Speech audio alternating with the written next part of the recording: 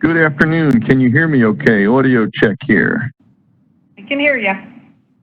All right, I'm going to go grab the screen and we'll get started.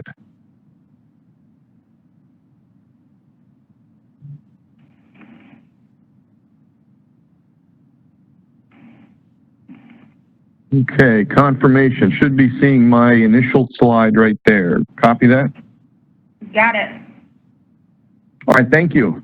Good afternoon, everyone. Hello again. My second appearance of the day. And again, thank you for staying tuned in and taking a look at what we got to show here. I'm going to talk about using a tunable light source and a channel checker out in the field, mainly used for C and DWDM applications. So we're going to go through both setting up a light source and looking at the channels with the checker.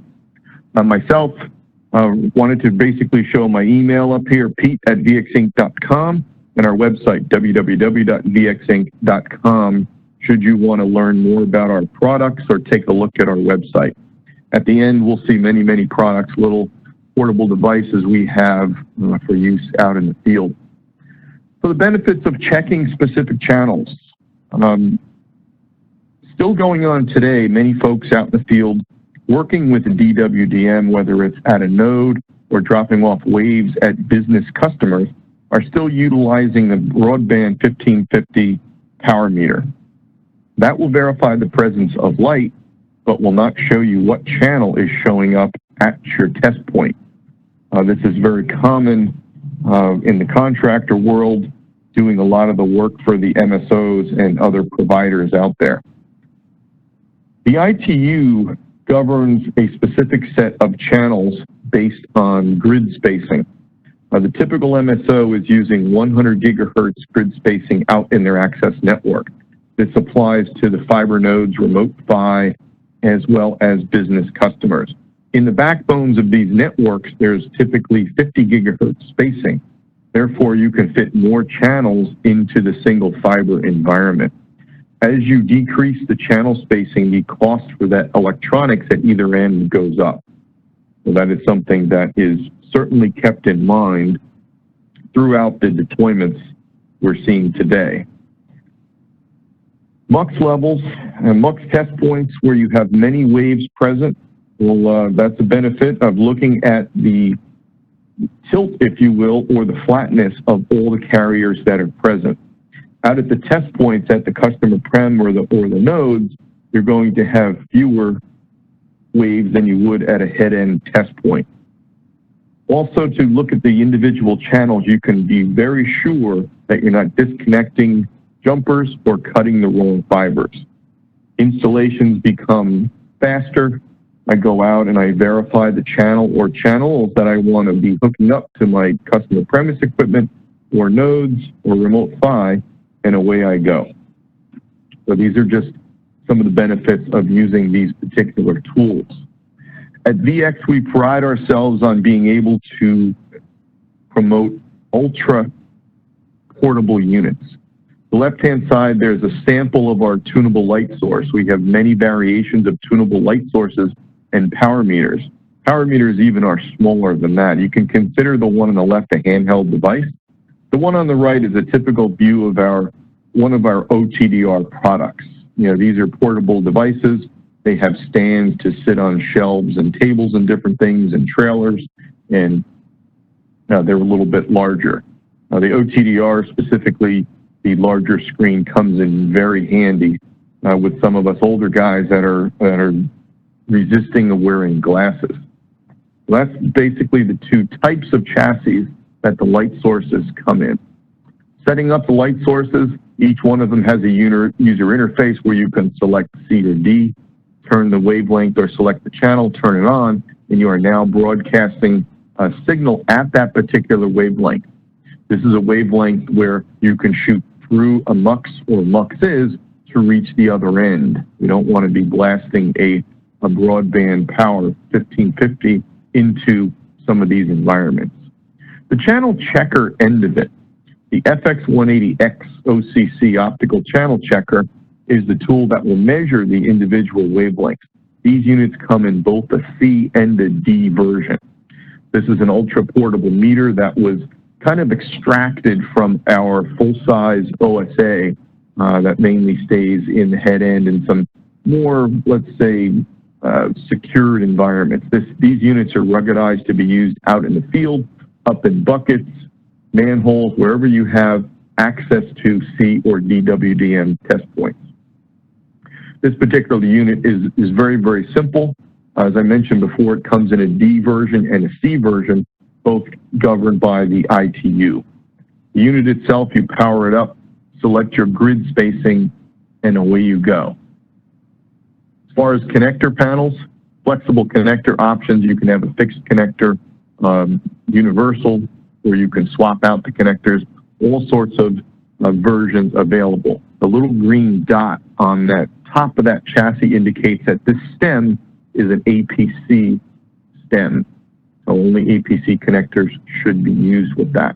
A standard one would have a blue. In the telecom world, some of them are still using blue straight connectors there. As far as navigating the test set, not a whole lot of buttons.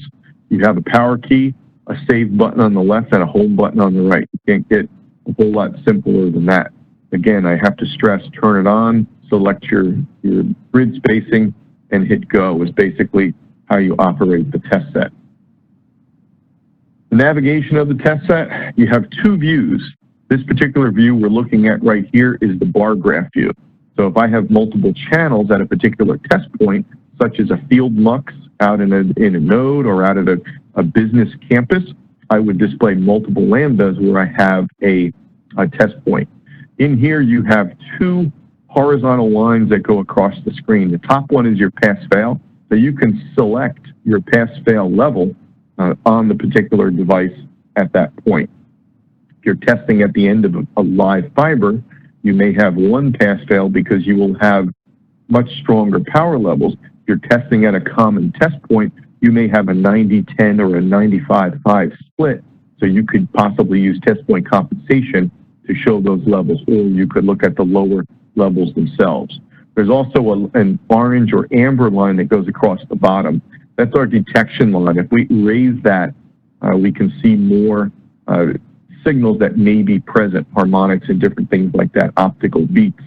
But to keep the display clear, folks like to raise that up a little bit. The other view is a table mode. So on the previous slide, we saw a bar graph, which gives us a quick indication of flatness and pass-fail. In the table view, all we do is hit the view mode button on the touchscreen, and we have the translation into a table view containing the ITU channel, the peak power at that particular frequency, and a pass-fail according to the setting on the previous screen. So this is a toggle that will take you back and forth from the two views in each other. Here's an example of, let's say, a customer premise, a business customer, where one wave is being dropped off. Plug my channel checker in, get it fired up at the right grid spacing, and I have my one channel there. There's automatically a marker placed on that particular channel, and you can see that we're on channel 21. It gives you the frequency in nanometers and the pass-fail as a result. View mode, again, I see those single channel in that particular view. Ongoing channel checking, we have a repeat sweep mode, which you set it and it will run kind of like real time in an OTDR. It will run until you tell it to stop. If you're making changes or there's someone in the field working with you making changes, you will see the channels disappear and reappear as connections or equipment is being worked on.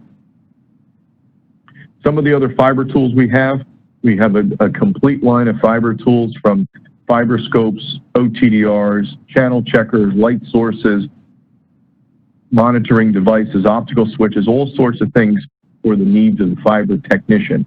More and more companies are increasing their fiber presence.